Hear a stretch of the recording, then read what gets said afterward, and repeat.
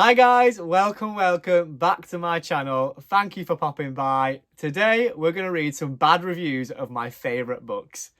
Let's get into it. Just going to do a quick disclaimer before we get into it. Of course, everyone has their own opinion on books and I'm not making fun or winding anyone up. This is literally just to have a bit of a crack and just show bad reviews of my favourite books and just see how I react. But yes, everyone has their own opinions, of course, and entitled to it.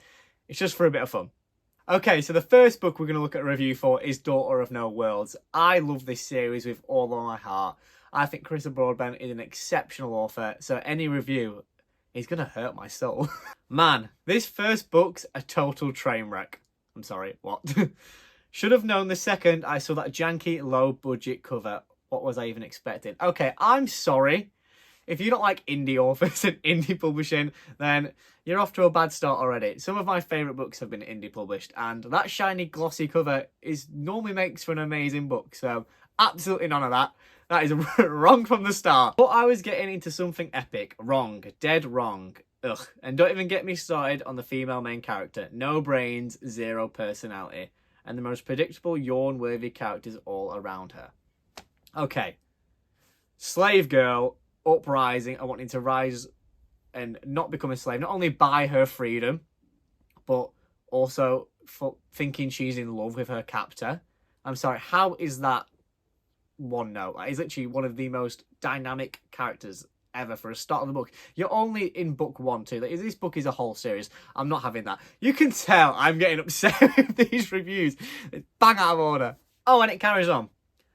Then they toss in all this messed up sadistic crap that's borderline deranged. If I'd had any clue, I'd never touch this thing with a 10-foot pole.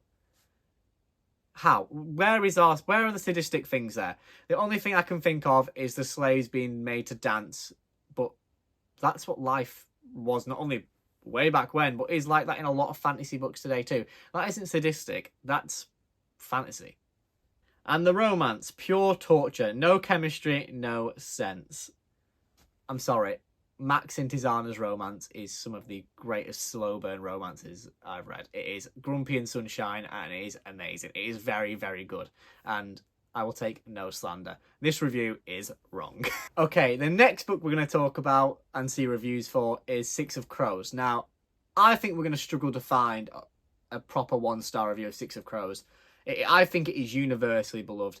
Six of Crows for me is exceptional and, like I said, one of my favourite books ever, if not my favourite book of all time. And I think it's universally loved. So let's see which 1-star review we can find.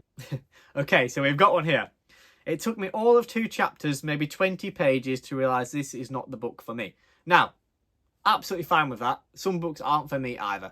For example, crime books. I really just don't get on board with them. So, let's just carry on. So far, not bad at all. I can see it. It's got tons of names you can't remember or pronounce. Political intrigue out the wazoo. A sadistic streak and a heist caper plot. Okay, right. This book is a heist book for anyone who's not read it before. And it is a fantasy book. Now, all of these things she seems to be describing here are fantasy elements. So, I'm just going to guess fantasy books aren't for them because, yeah, like I said, all fantasy elements there. Oh, here we go. All of those elements immediately turn me off to this book. Not my cup of tea at all. You know what? This review is absolutely fine. Clearly, fantasy isn't their bag, and that's absolutely okay. But if fantasy is your bag, Six of Crows is exceptional. We've got another review for Six of Crows here because the last one was okay. So I found a much more interesting one. Every day I wonder why this series got so popular. This book was so mind-numbingly boring, I thought I must be reading a different book than everyone else.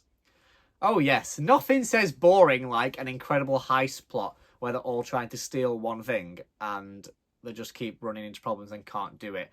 Not to mention, most of them don't like each other and having to put up with each other just to try and get through this heist. Oh yes, so boring. Nothing, and I promise you, nothing happens other than a million POV changes and a billion flashbacks. Again, people are just describing fantasy books there. And to say nothing happens while saying POVs and flashbacks and learning through different characters, again, that is fantasy in its element. And, oh, I don't understand that one, but it's fine. Whatever. I get it.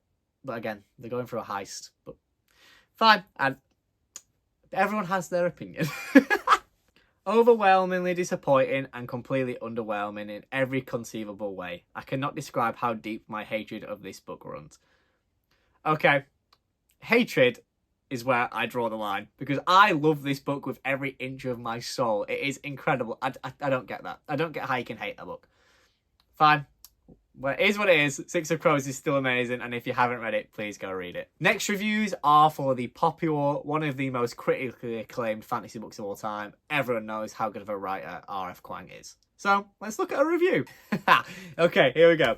This is not a fantasy novel. This is some kind of fanfic of all books the author have read in her life.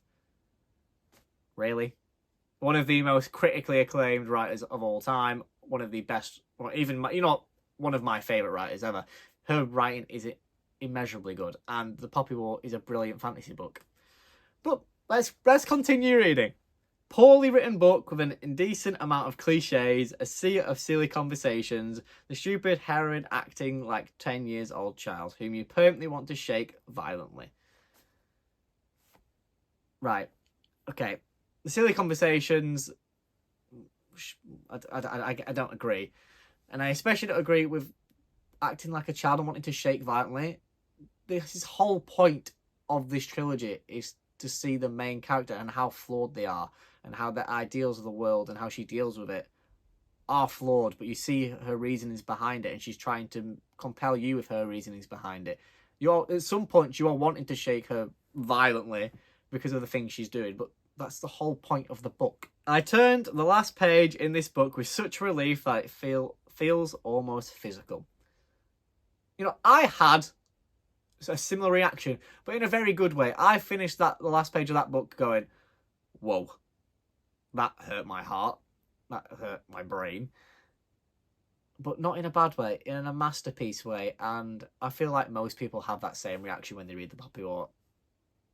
Yeah, please go read The Poppy War. Then we have Mistborn. Now, again, this is probably the most loved fantasy author of all time, and a truly brilliant series. I've only read the first book, so I'm just going to read off the Final Empire for Mistborn Book 1. But let's read some reviews. Okay, right. This is by far one of my favourite reviews I've read. It was when the thief and the mage pulled out a whiteboard and started drawing a flowchart of how to conquer the fantasy kingdom that I realised, wait, I'm just reading some sad D&D's campaign. I love that. Oh, wow. Right, okay. To me, that's not even a bad review. That's fun. If your book is reading like a D&D campaign, then to me, that's a lot of fun. That's what fantasy is. So D&D is built in all things amazing fantasies. I'm sorry, I love that review. I am not sure what purpose fiction serves, but I am positive this is not it. Okay, disagree with that. I think Mistborn is brilliant. The next review we've got says, did I really read the same book as other people here? A juvenile, shallow, rom-com caliber fantasy with terrible pacing, which reads like a fan fiction of a video game. I'm sorry, what? Again, I'm going to ask you the same question you've asked them. Did you read the same book as everyone else? Because it doesn't feel like you did. Mistborn rom-com caliber is ridiculous. I love a cheesy rom-com. I love a rom-com in itself. I love romanticy. Final Empire is nothing like that at all. Final Empire is epic fantasy to the highest degree, and Brandon Sanderson is known for that works. I don't understand this review in the slightest. I would love to speak to the person just to say what on earth was going on. The next book is Once Upon a Broken Heart, and I think I have found some of the funniest reviews for books ever. I am loving these so far. First up, we have Jax was mid. I much preferred Apollo. Yeah. Wait till you read the other books. Mother, gonna have to shake the fabric of space and time to get me off his... Wow. Next one we have is I don't think Jack brushes his teeth. Oh, you know what? I can kind of see it. As much as I love Jax, I can kind of see that one. Then we have This Was Terrible. Worst book I've ever read. Need the sequel immediately. I love that. I absolutely love that. The amount of times I've felt that way about a book where I've not liked the first but still needed the sequel. Love it. Right, and the last one was, I wish I was illiterate.